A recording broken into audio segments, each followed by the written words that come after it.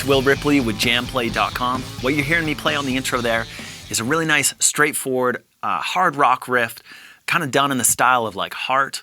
And the reason I want to show you this one is because it's just a single note riff. But yeah, it's got a nice little kind of complex lick over an F major chord, which is super cool.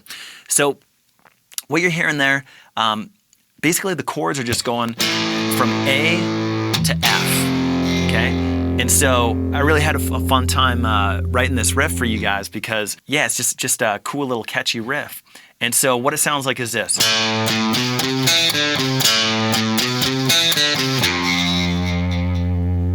Okay? And so when I hit that F note, that's what's happening on the F chord. Like as soon as that F chord comes along, I'm nailing that F note. So it's really basic, just follow the tab here, but we've got 0, 2, 3, and then 2, 0 on the D string.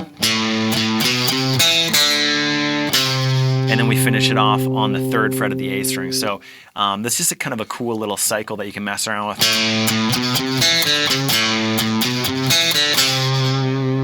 Okay, and then we just land on that F note.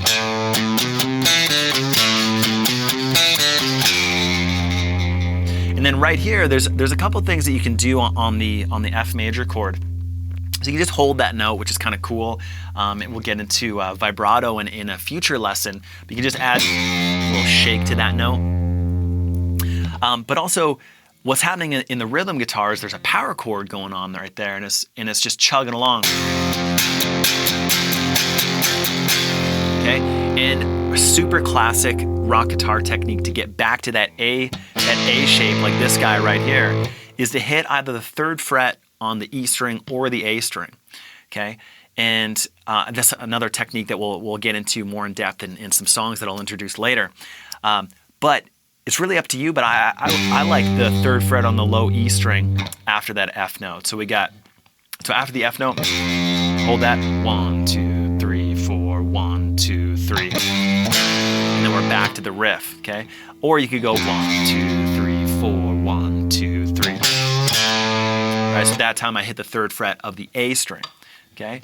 So we'll repeat that twice. Vibrato.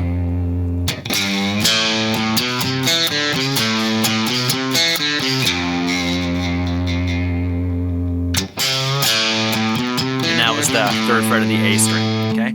And then optionally, like I was saying, you could hit that power chord if that's maybe feeling a little bit boring to you or something like that, just holding that note. But yeah, what you can do is something like this.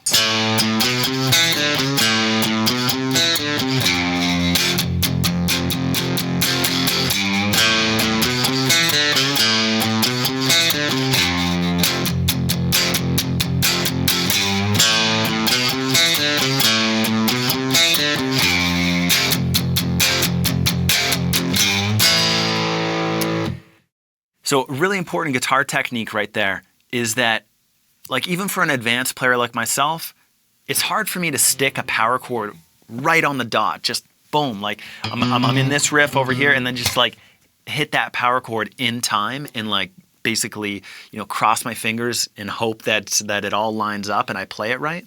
So you'll see this technique all over the place. Guitar players do this all the time, is they'll build the chord as they go.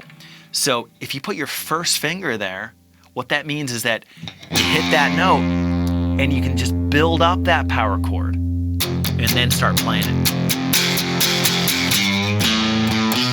I'll play it nice slow. Okay, so I almost hit like 2 notes on just that one single note before I built up that power chord and then started just chugging along on it. So you could just play it like straightforward. Like. What also sounds nice, and this is something that I went into in my phase 1 lessons, but is palm muting. Okay, that's how I get that. Just all of a sudden, it kind of just makes the chord sound a little tougher, a little darker, a little more angry, and just gives it a really nice muffled sound that's super important for rock. I mean, you hear that all over the place. So So all I'm doing there to get that muffled, kind of dark, awesome rock sound, it's just a technique called palm muting, and that's exactly what you do, is you just mute the strings with your palm. So I've got that right hand technique going on, got my hand planted and stabilized, and all you do is just move your hand forward towards the headstock just by like a couple of millimeters, okay? And you just really want to find the sweet spot. So I'll start way back here, right? There's no palm muting at all, and I'll just slowly move my hand forward, and I'm going to keep on going, right, until you're like, okay, that's just like, there's just no chord, right? So I'm going to back it up,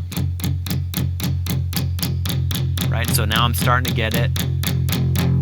But yeah, so you can see that there's just like, there's just this nice little sweet spot area that you want to find for yourself, and that's really all it is. And just keep in mind that when you stand up, your guitar is going to be a little bit lower.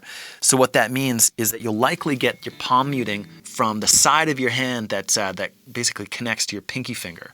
Okay, because just like your guitar will be a little bit lower, and I find that that's actually more naturally where the palm muting comes from. Okay, so just one more time through this riff, and then we'll move on. So we got.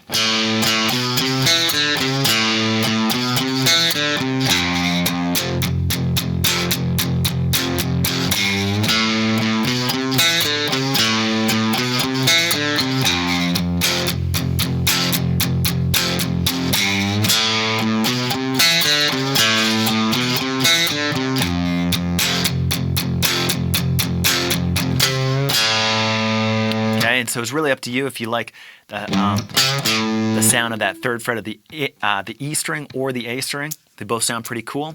I'm actually really excited to show you this song later on. There's a lot of elements, and this is just one section of this song, but I wanted to show you this one to get the series started off right. So dig into that riff, enjoy it. We'll catch you in the next lesson.